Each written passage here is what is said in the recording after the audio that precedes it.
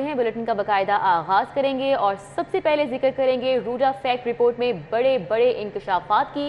X River as मौजूदा park view city 2012 में launch हुई और 7000 किनाल तक गैर कानूनी तौर पर दरियाई जमीन पर बेजा फैलाव किया गया। पार्क व्यू सोसाइटी 2012 में लॉन्च की गई। 7000 किनाल तक फैलाव हुआ।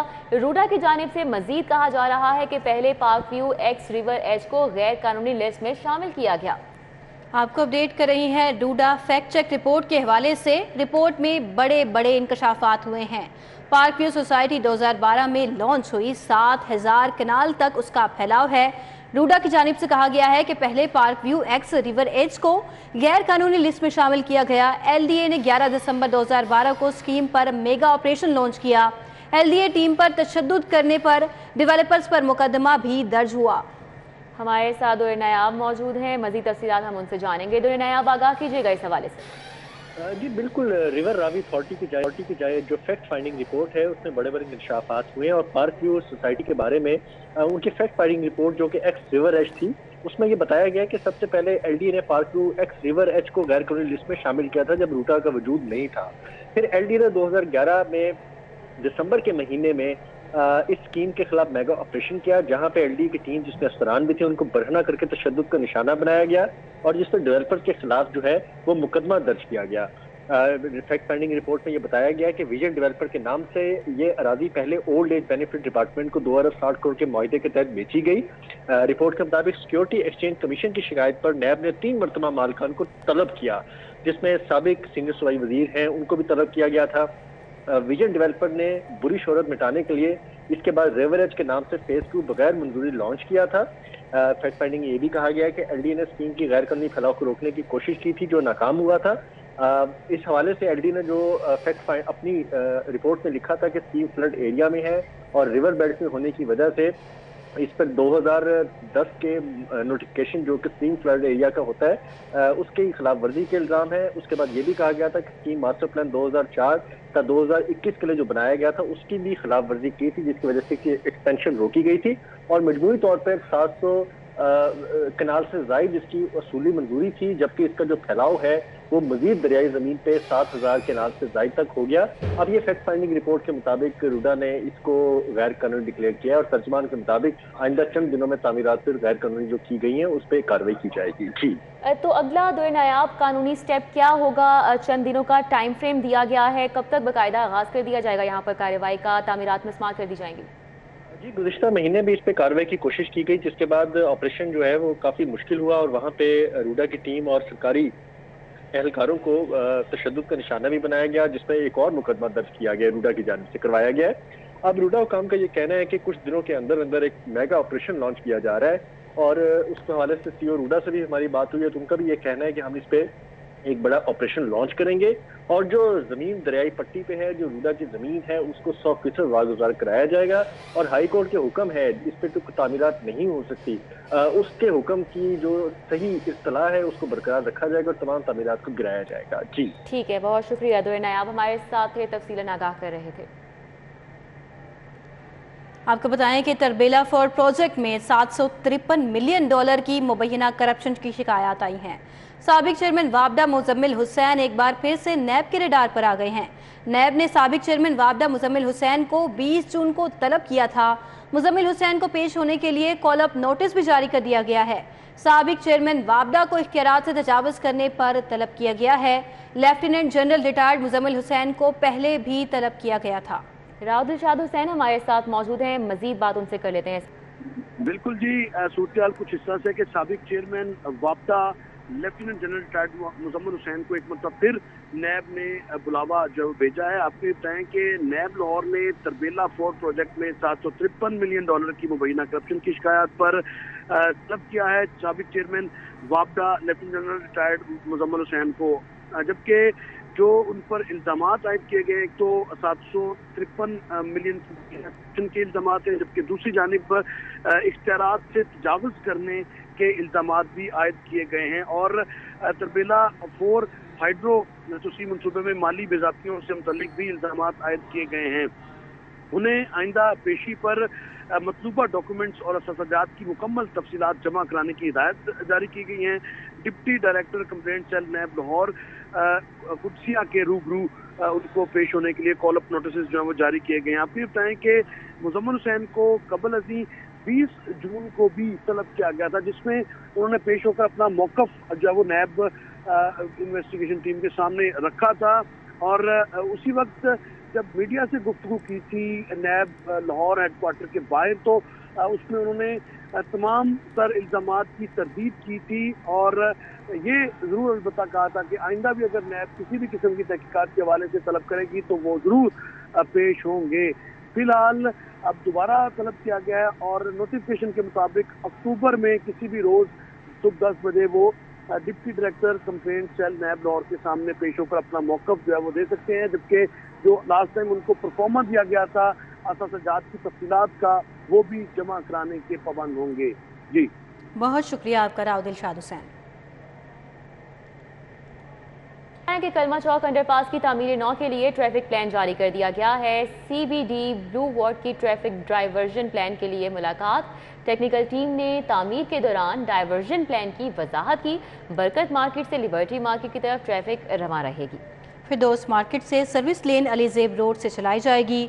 मॉडल टाउन से लिबर्टी की ट्रैफिक को कजाफी स्टेडियम से मोड़ दिया जाएगा। मज़ीद तफसीलात जानेंगे दुरे नायाब से। जी दुरे नायाब, क्या अपडेट्स हैं इस बारे में?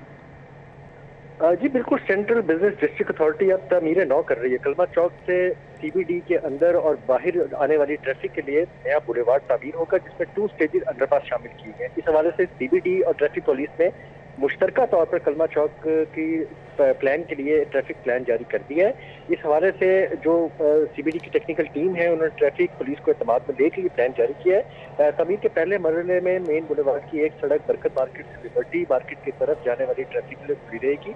फिरदौस मार्केट से आने वाली ट्रैफिक के लिए सर्विस लेन अलीजेब रोड से बरकत मार्केट और फिरोजपुर रोड के लिए चलाई जाएगी। इसी तरह मॉडल टाउन से लिबर्टी की तरफ आने वाली ट्रैफिक को कजाफी स्टेडियम से मोड़ा जाएगा। प्लान में फाल्कन सोसाइटी के मकीनों के लिए साफ रास्ता तजवीज़ किया, उनको अलहदा से एक कॉरिडोर दिया जाएगा। CBD रवामा मेन बुलेवार्ड की तामीर के लिए 2 स्टेज अंडरपास की तामीर का आगाज कर रहा है, जिसके लिए ट्रैफिक डाइवर्जन प्लान बाकायदा शेयर भी कर दिया गया और ये इसकी तशरीह भी मुख्तलिफ फोरम्स पे की जाएगी। जी बहुत शुक्रिया दुरे नायाब। अभी आपको बताएं कि महकमा माहौलियात का फिजाई आलूदगी फैलाने वालों के खिलाफ एक्शन। सेक्रेटरी उस्मान की DG माहौलियात के हमरा कार्रवाइयाँ जारी हैं। सेक्रेटरी उस्मान की DG माहौलियात के हमरा कार्रवाइयाँ की गई हैं। सेल को तोड़कर दोबारा चलने वाले 4 यूनिट्स के खिलाफ कार्रवाई की गई है। इस कार्रवाई के बारे में मज़ीद तफसीलात जानेंगे कोमल असलम से। जी कोमल, आगाह कीजिए। बिल्कुल, महकमा माहौलियात की जानिब से बढ़ती हुई स्मोक की रोकथाम के लिए जो है वह मुख्तलिफ लाएमल तैयार किए जा रहे हैं, मुख्तलिफ इकदाम किए जा रहे हैं। इस वक्त मैं करौल घाटी में मौजूद हूँ और यहाँ पर सेक्रेटरी माहौलियात उस्मान अली खान मेरे साथ मौजूद हैं। मजीद इनसे जानते हैं। सर ये बताइएगा, हमेशा हम देखते हैं जैसे स्मोक सीज़न आता है तभी जो है वह इकदाम किए जाते हैं, ये इकदाम पहले ही क्यों नहीं किए जाते? बिस्मिल्लाहिर्रहमानिर्रहीम। एक तो ये कि ऐसी बात नहीं है कि पहले इकदाम नहीं किए जाते, लेकिन स्मोक सीज़न में एक इमरजेंसी क्रिएट हो जाती है, जिसकी वजह से इस साल एक हमने डिफरेंट हिकमत अमली अपनाई है कि लाहौर के लिए स्पेसिफ़िक 9 स्क्वाड हमने मुरतब किए हैं। वो 9 स्क्वाड हमारे जो है ना डिप्टी डायरेक्टर हैं लाहौर के अली एजाज साहब, उनके सुपरविजन में काम कर रहे हैं और आइंदा भी इसी तरह करेंगे। उसमें डायरेक्टर साहिबान DG साहब उन्हें मॉनिटर करेंगे, सुपरवाइज़ करेंगे। वो तमाम मिलें जो स्मोक एमिशन कर रही हैं और एनवायरमेंटल स्टैंडर्ड के मुताबिक स्क्रबर्स, वेट या ड्राई स्क्रबर्स नहीं लगे हुए और वो लाहौर की फ़िज़ा को आलूदा कर रही हैं, उनके ख़िलाफ़ सीलिंग और जुर्माने के एक्शन होंगे।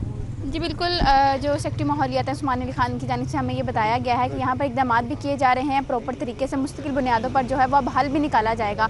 इस वक्त भी करौल घाटी में मौजूद हूँ और यहाँ पर मौजूद वो फैक्ट्रियाँ जो कि बहुत ज़्यादा फ़िज़ा को आलूदा करने में अपना किरदार निभा रही थी, उनको जो है वो जहाँ पर सील भी किया जा रहा है, वहीं दूसरी जानिब वहाँ पर ट्रैक्टर भी चलाए जा रहे हैं ताकि मुकम्मल तौर पर जो है उसको बंद किया जाए ताकि शहर लाहौर की फ़िज़ा को जो है वो बेहतर किया जाए। ठीक है कोमल, बहुत शुक्रिया। मशकूक कागजात, टैक्स डिफॉल्टर गाड़ियाँ कब्जे में लेने का फैसला। टेम्पर्ड गाड़ियों के मालिकान के खिलाफ कानूनी कार्रवाई भी की जाएगी। सेक्रेटरी एक्साइज की सरबराही में हाई पावर कमेटी कब्जे में ली गई है। गाड़ियों के इस्तेमाल के मुतालिक फैसला करेगी, ये समरी इरसाल की गई है। मशकूक कागजात टैक्स डिफॉल्टर गाड़ियां कब्जे में लेने का फैसला किया गया है, जिसके बारे में हम आपको आगाह कर रहे हैं। तफसीलात जानेंगे, इस बारे में हमारे साथ अली साही मौजूद हैं। जी अली साही, अपडेट कीजिए इस बारे में। जी बिल्कुल, महकमा एक्साइज की जानब से नाकाबंदी तो की जाती है, लेकिन इसमें ज्यादातर कार्रवाइयाँ टोकन टैक्स नादहिंदगान और नॉन रजिस्टर्ड गाड़ियों के खिलाफ की जाती हैं। अब महकमा एक्साइज की जानब से फैसला किया गया है कि डिस्पोजल एंड सीजर रूल के तहत ऐसी गाड़ियाँ जिनके सील नंबर टेम्पर्ड किए गए हों, जिनके टैक्स जो है वो बड़े बड़े जी, अली शाही से हमारा राब्ता मुनक़ता हो गया है। आपको अपडेट करें इस हवाले से। महकमा एक्साइज की ये कार्रवाई है जहां पर टेम्पर्ड गाड़ियों के मालिकान के खिलाफ भी अब से क्या होगा, कानूनी कार्रवाई की जाएगी। सेक्रेटरी एक्साइज की सरबराही में हाई पावर कमेटी कब्जे में ली गई गाड़ियों के इस्तेमाल के मुतालिक फैसला भी किया जाएगा, समरी में ये बताया गया है। आगे बढ़े, आपको बताएं कि एंटी करप्शन का खाली आसामियों पर भर्ती का फैसला। एंटी करप्शन एस्टेब्लिशमेंट पंजाब में अफसरान और अमले की किल्लत है। लाहौर समेत सूबे भर में एंटी करप्शन की 307 आसामियां खाली हैं। मजीद तफसीलात जान लेते हैं कैसे खोखर से। जी कैसे खोखर। जी बिल्कुल, महकमा एंटी करप्शन ने खाली सामियों पर भर्ती का फैसला किया है और 307 जो खाली सामियां थी उन पर भर्ती की जा रही है।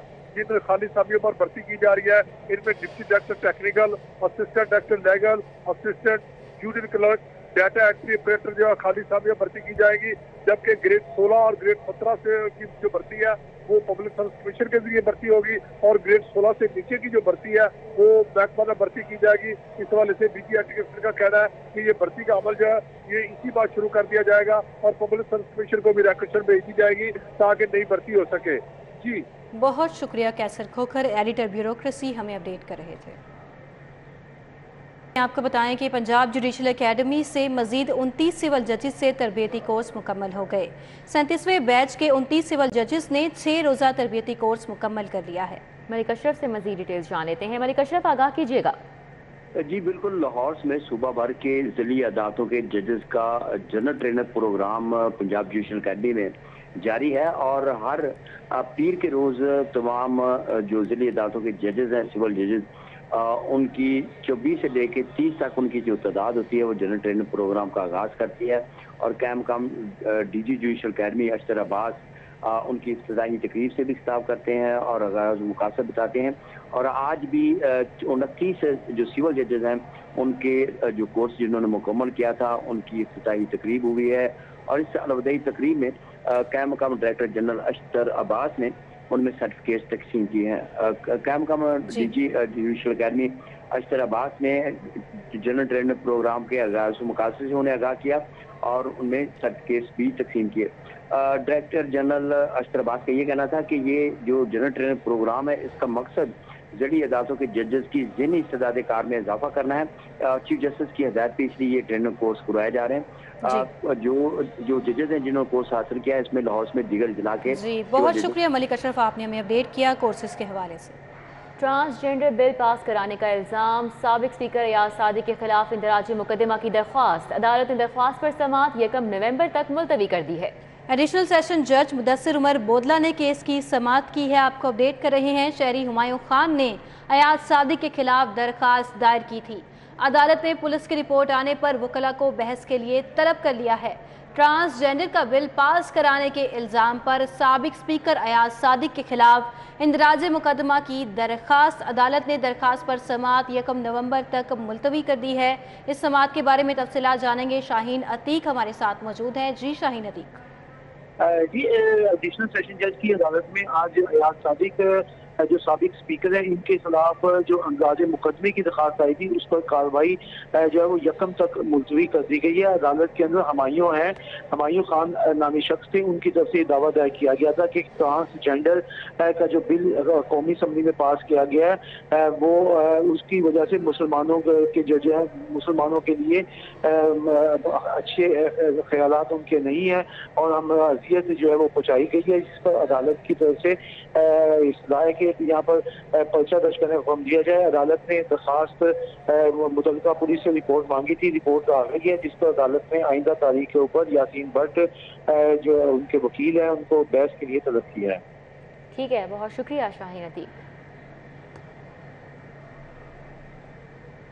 कर रहे थे। बहुत शुक्रिया। न्यूज़ स्टूडियो से फिर वक्त इतना ही। मजीद खबरों और अपडेट्स के लिए आप विजिट कर सकते हैं हमारी वेबसाइट city42.tv। आप हमें यूट्यूब और फेसबुक पर फॉलो भी कर सकते हैं। बाखबर रहिए और देखते रहिए City 42, क्योंकि हम करते हैं शहर की बातें।